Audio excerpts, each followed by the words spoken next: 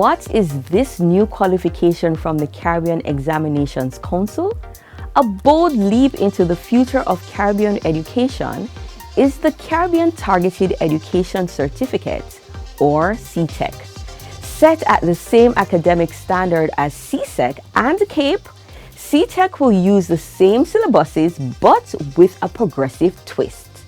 This isn't just about grades, it's about growth. The focus will be on related and relevant learning outcomes while supporting the gradual development of key competencies. The syllabus is also designed to allow for continuous progressive learning. This new qualification is what we call the Caribbean Targeted Education Certificate, CTEC. This CTEC, along with the suite of credentials that we offer, will be our micro-credential and will be awarded to students who successfully achieve a module. Each subject is broken into modules. Complete one module and you earn a micro-credential. Stack them and you work your way up to full qualifications like CSEC, CAPE, and even an associate degree, part of a broader credential pathway designed for flexibility and lifelong learning. There is continuity from the micro-credential to the intermediate to the macro, and students will have several opportunities to achieve that pathway. CTEC takes two main approaches, subject-based and skills-based.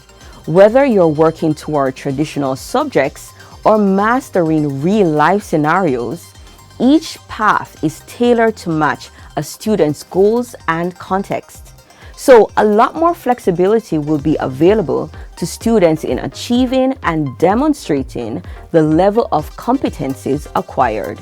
The pilot will start first with both English and mathematics, and the modularization of English and mathematics will be done across 3 modules, and each module will be assessed independently, and the combination of those 3 modules will provide for the award of the full certification. For example, in mathematics, CTEC Award Module 1 will be achieved by a student at any point throughout their study.